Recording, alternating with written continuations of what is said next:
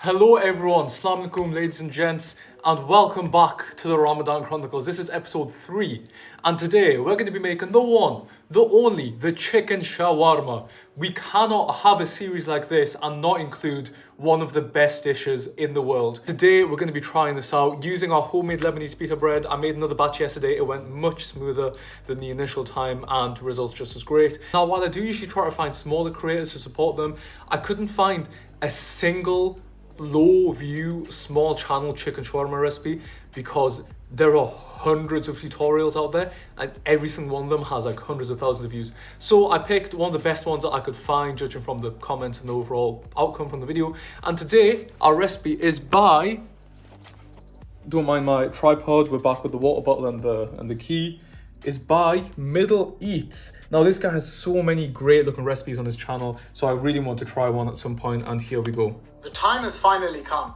We're making the best chicken shawarma sandwiches on all of YouTube. On all of YouTube.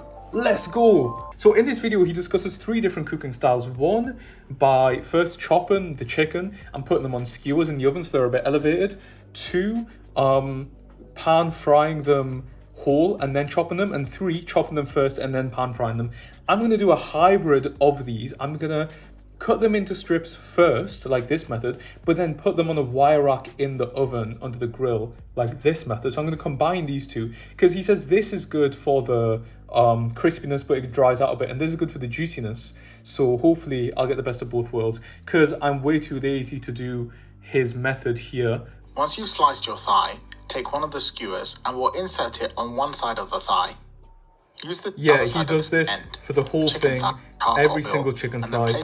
No disrespect to my brother, but I am not doing all that. Hell no. I'm going to take a hybrid approach, as I said. Let's see how it goes. First of all, we need to marinate our chicken. So we're going to travel back in time, bit of time travel back to me from yesterday, past Socorro, and he's going to show you through this beautiful marinade.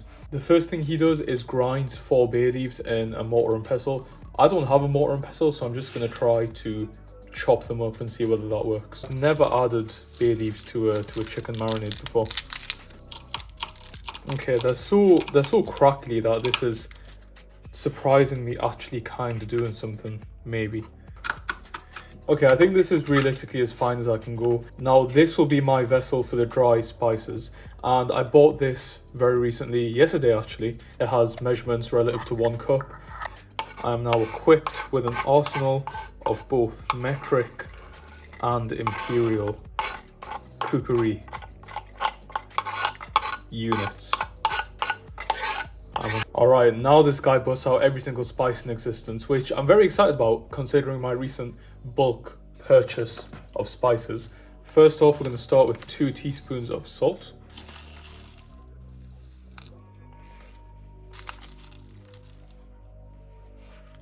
One teaspoon of ground cumin, then 1 teaspoon of garlic powder, 1 teaspoon of allspice, 1 teaspoon onion powder. Now he adds half a teaspoon of chili flakes. His chili flakes look like chili powder, so I'm gonna go with what he added and not what he wrote. Half a teaspoon chili flakes, half teaspoon ground coriander, half teaspoon cinnamon, half teaspoon smoked paprika, half a teaspoon turmeric, half a teaspoon black pepper, half a teaspoon ground ginger. It brings me great shame to admit I do not have ground cloves. It was going so well, it was so satisfying finding every single spice I needed. Incredible feeling, but the fun has come to an end. We've got to skip the cloves, 1/4 teaspoon of nutmeg. And I also don't have ground cardamom, unfortunately.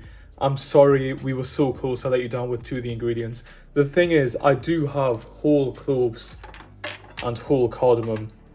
If only I had a mortar and pestle. I'm sorry guys. This has taught me I should probably buy a mortar and pestle. Alright, and now we mix together this heavenly complexion. Concoction, that's it. Let me count how many spices are in this. 1, 2, 3, 4, 5, 6, 7, 8. I'm reading off his list. 9, 10, 11, 12, 13, 14. And it would have been 16 if I hadn't missed 2. We've got 14 spices in here. Oh my god. 1 cup of yogurt. I'm going to say that's pretty much a cup.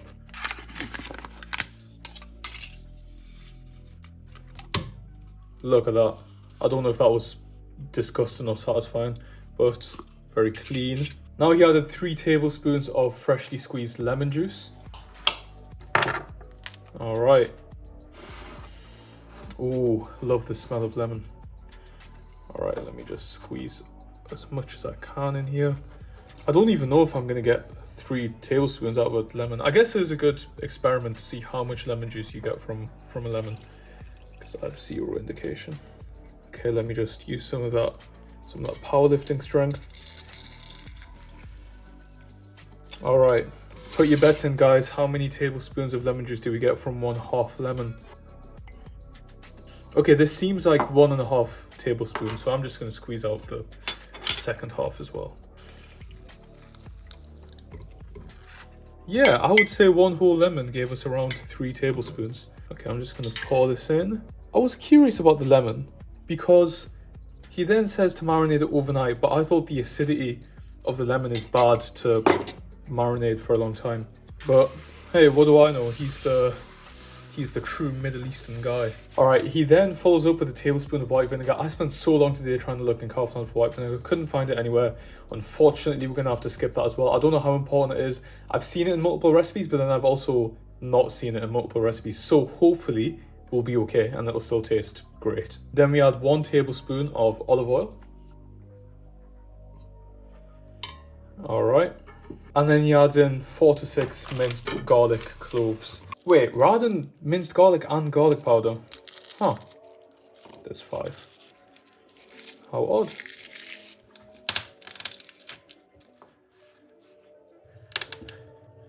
Alright, just peeled 5 garlic cloves.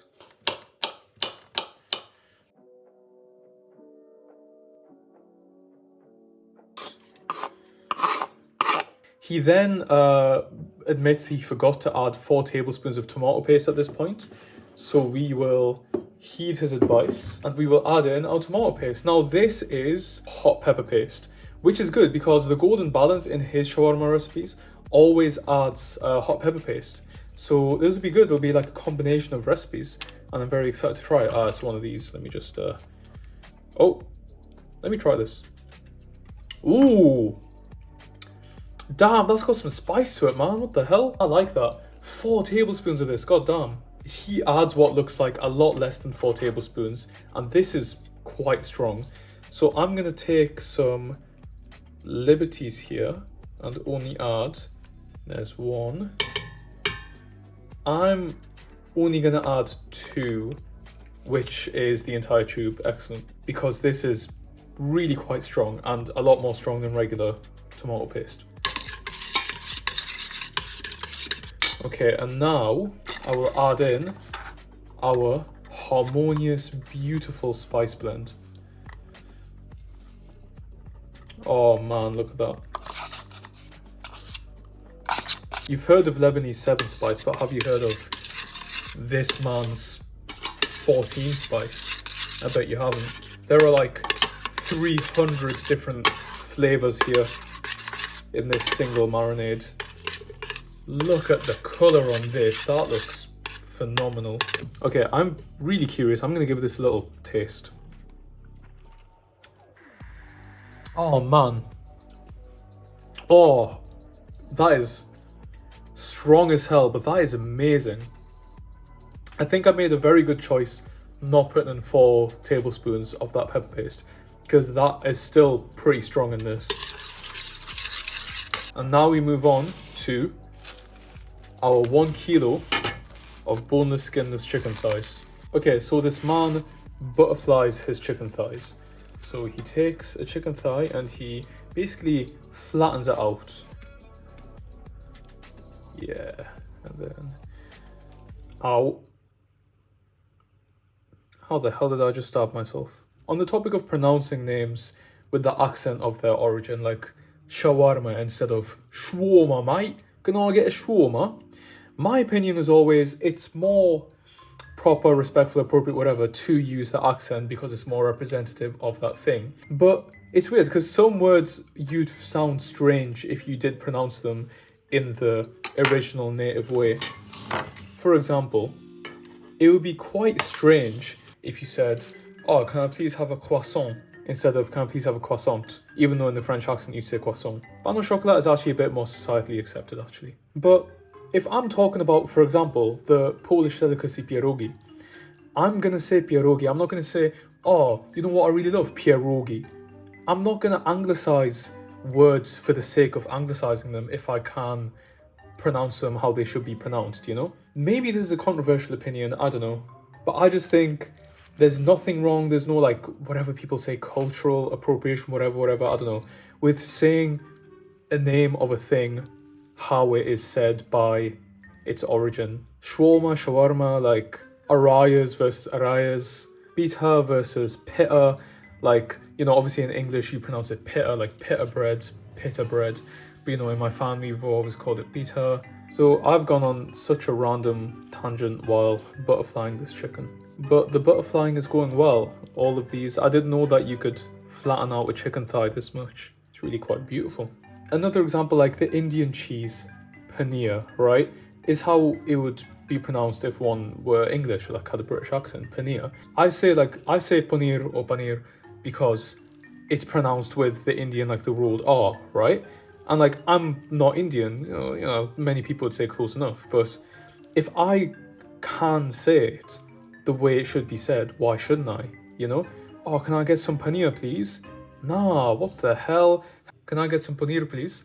What's wrong with that? Like, I get that if you're just talking day-to-day casual English and you just bust out some crazy accent to describe this one word and then go back to English. I understand why that might sound strange. Like I do get it from that perspective. I just don't think it should be like culturally whatever shamed or like strange or something to say something in its native accent. Again, maybe this isn't even a controversial opinion. Maybe this is just how everyone thinks and I've just yapped for no reason. I mean, I have yapped for no reason, but... Alright, beautiful. Oh, god damn, I can already tell this chicken is going to be marvellous. Our chicken is looking gorgeous. It is looking divine. This is going to go into the fridge overnight. It is currently 11 p.m. Damn, okay. I've been doing this longer than I thought. Now I'm going to wrap this in cling film. See you all tomorrow. Alright, and here it is. Over 12 hours later, as recommended by the recipe. Here is our beautiful chicken. And oh my god, if that doesn't smell like heaven in a bowl. Let's cook this up in the grill. And to accompany this, I have some Lebanese pitas that I made yesterday. Some pickles. Ooh, with a Maggi spice label. I ran out of labneh because I used it all for my arayas, but we're going to use some Greek yogurt for a nice little garlic dip. And finally, we have some pomegranate molasses. He doesn't use these, but I've watched too many of Shelby's videos to not chuck in some pomegranate molasses. And oh, finally, I have, this might be frowned upon because I'm not making these myself, but I have some frozen chips. Because I want chips in my shawarma. And I don't care if it's not authentic. I've seen them too much. I'm going to chuck these in the oven. And while I do that, we're going to grill this at the same time. So let's go. Going to layer these underneath the grilling chicken because the juices are going to drip down onto the chips. Oh, it's going to be delightful. Let's go. Non-stick paper. Ah, perfect. Didn't think this would come in sheets. Very good. Yeah, this is 94% potato, 6% oil, so I don't really need to add anything to these. All right, okay, now I'm gonna chop these all up into strips. Whoa, this chicken smells absolutely marvelous. I'm gonna cut it into strips this way so that they can lie on the wire rack. Okay, there's one. I feel like this may be actually quite genius, if I do say so myself, because I'm not skewering each of these like my brother in the video, but I'm also not getting the disadvantages of pan frying these. I'm gonna have to do some crazy cleanup on this table afterwards.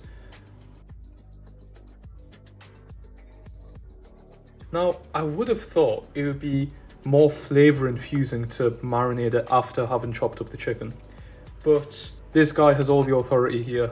He is Mr. Middle Eats himself.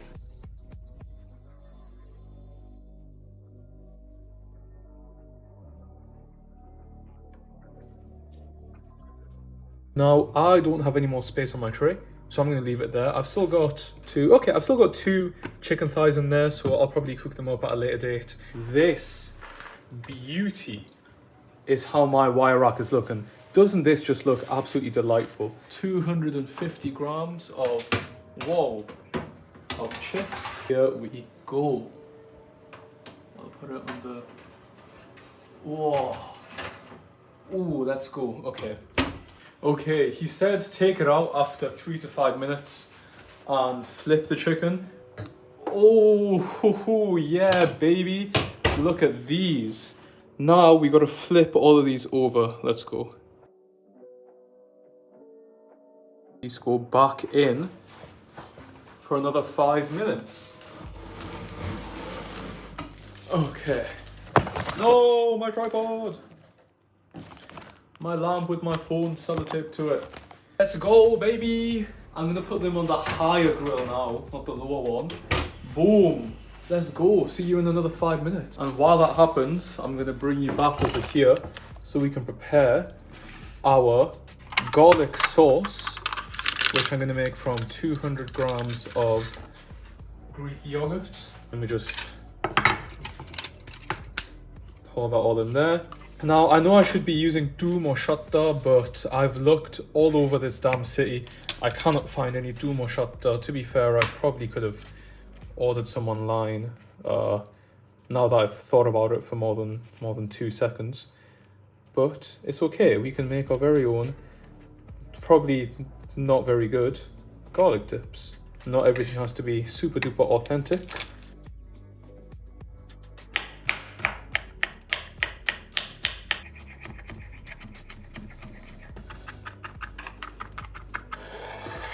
Tablespoon of olive oil, that was a lot, Jesus Christ. Salt, that's right, I bought a new salt shaker. Gonna put in a bit of oregano, because why not? And a bit of parsley, because why not? Oh, this is looking good, you know? Sorry I left you guys in there so long. Oh, look at this. Honestly, it might be done now, you know? Maybe, I think instead of flipping it again, I'm just going to leave it here, because look at this. It's got some char to it, and there's the lighter side, which we didn't flip. Look at that. And then we can open it up to look at the... Oh, beautiful. So let's cut up the pickles. Shout out Shelby's, my guy. Nice and thin. Oh, look at those beautiful pickles. Is that racist? I don't know. I'm sorry. Let me weigh everything to track my macros. I'll get back to you. All right, now we cut open pita bread. Yes, beautiful. Look at that bread. Now to assemble. I'm so excited. Gonna grab my bread. I'm gonna slap on some garlic sauce, like so. I'm gonna chuck in some of our beautiful chicken shawarma right here, some fries, some pickles, pomegranate molasses. Oh yeah, beautiful. And that there was 9 grams. So now I'm gonna fold this up, gonna wrap it up just like that. Oh, beautiful, look at that.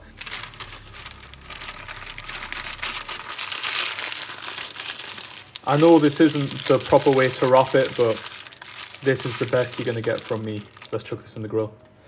And in the meantime, let's make another one. And the rest of this, I'm actually going to chuck into this pita bread. Some of that sauce. Oh, yeah, I probably should have spread the sauce inside first. Pomegranate molasses. Now, would you look at that? So now it's time to try it. Bismillah.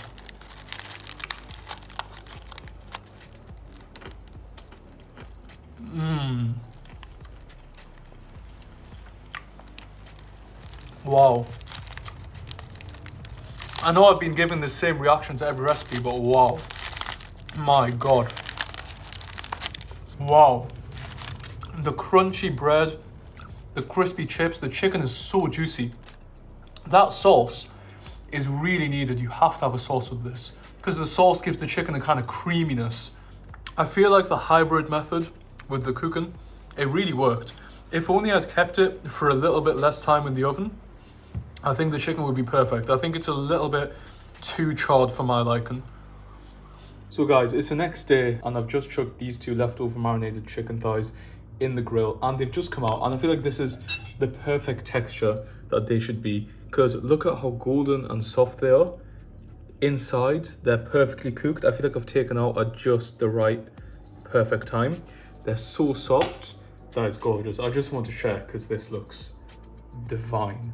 But it's still juicy, flavorful, exceptional. Yeah, this is absolutely delicious. You should definitely give this a go.